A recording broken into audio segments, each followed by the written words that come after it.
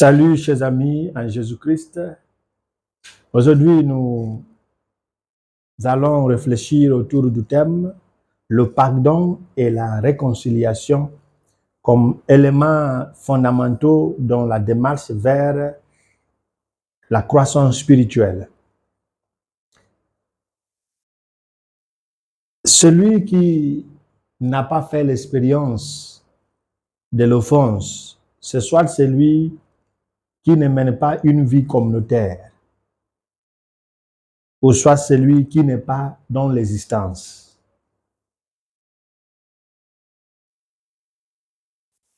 Et un prédicateur avait dit que c'est simplement dans la tombe, dans le cimetière, où nous pouvons rester sans offense.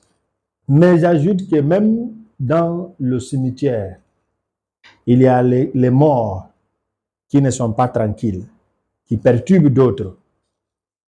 Et cette blague nous aide à comprendre que l'offense fait partie de l'existence d'un être humain.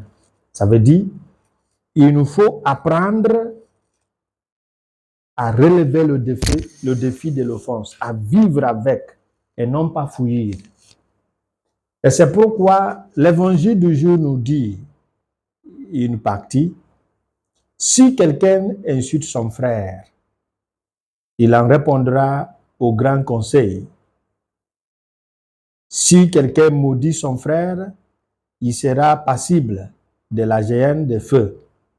Donc, lorsque tu vas présenter ton offrande sur l'autel, si là, tu te souviens que ton frère a quelque chose contre toi, laisse ton offrande là devant l'autel, va d'abord te réconcilier avec ton frère et ensuite viens présenter ton offrande.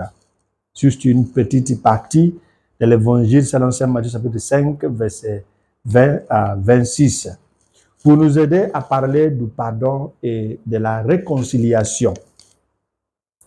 Ici, il s'agit de ton frère qui a quelque chose contre toi. Ça peut être ton frère qui t'a offensé ou ton frère qui pense que tu as fait quelque chose contre lui. Jésus nous dit de déposer notre offrande au pied de l'autel sans offrir pour aller d'abord nous réconcilier avec notre frère et revenir. L'offrande peut-être ne représente pas grand-chose pour nous dans ce sens, et c'est pourquoi je vais préférer prendre la prière. Tu te mets à prier et tu te rends compte qu'il y a quelque chose qui ne va pas. Cette prière qui constitue une offrande ne sera pas acceptable tant que le pardon et la réconciliation ne prennent pas leur place. C'est pourquoi Jésus dépose cette offrande, cette prière. Va d'abord te réconcilier et revenir maintenant offrir cette offrande. Nous vivons dans une époque où l'ascendance spirituelle et l'oppression spirituelle. Il est facile de trouver des grands guerriers de prière, des prophètes qui prophétisent, qui voient les visions, mais qui sont méchants, jusqu'à avoir le cœur dur à pardonner, qui se justifient en se référant au passage biblique pour justifier leur manque de pardon.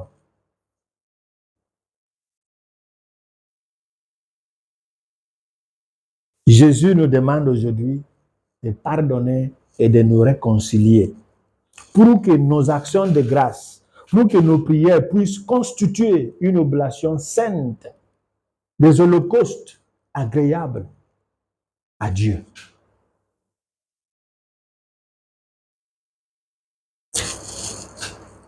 Cette réconciliation, Jésus va le présenter comme l'amour. Dans l'évangile de Saint Jean, chapitre 13, verset 34-35, que par l'amour qui existe entre vous, le monde parviendrez à connaître que vous appartenez à quelqu'un, vous m'appartenez. Ça veut dire, c'est l'amour qui engendre le pardon. C'est le pardon qui engendre la réconciliation. C'est la réconciliation qui engendre l'union avec Dieu. L'union avec Dieu sans l'union avec mon frère et ma sœur est de l'hypocrisie. Et c'est cette hypocrisie que Jésus nous dit de laisser pour que notre justice dépasse celle des scribes et des pharisiens. C'est la justice des fers dont la croyance et n'aime pas de faire hors de la croyance.